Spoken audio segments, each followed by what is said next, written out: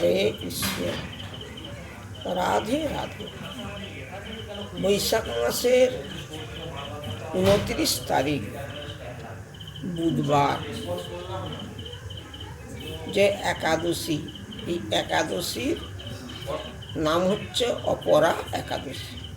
রাজা যুধিষ্ঠির স্বয়ং ভগবান কৃষ্ণকে জিজ্ঞাসা করলেন যে বৈশাখের শুক্লপক্ষের যে একাদশী, সে একাদশীর নাম কি?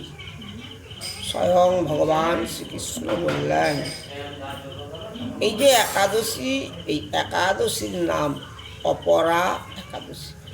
এই একাদশীর এমন মহিমা, যত রকমের পাপ আছে এই একাদশী ব্রত করলে সর্ব পাপ হতে মুক্ত পাওয়া যায়, অপার পাপ হতে মুক্ত পাওয়া যায়। ওই জন্য এই একাদশীর নাম অপরা একাদশী। তুমি গঙ্গা স্নান করে যে ফল হবে, এই একাদশী ব্রত করলে ফল একই হবে। কুরুক্ষেত্রে গিয়ে স্নান করলে যেই ফল, গয়া আকাশী গিয়ে যে ফল পাবে, এই অপরা একাদশী ব্রত করলে সেই ফল পাবে। এই একাদশীর মহিমা এমন, সর্ব পাপহারী, সর্ব পাপ বিনাশকারী একাদশী। এই জন্যেই তো এই একাদশীর নাম অপরা একাদশী। বৈশাখ মাসে 29 তারিখ বুধবার একাদশী ব্রত পালন। পরের দিন 30 তারিখ বৃহস্পতিবার সকাল 7:45 মধ্যে একাদশী পালন করতে হবে।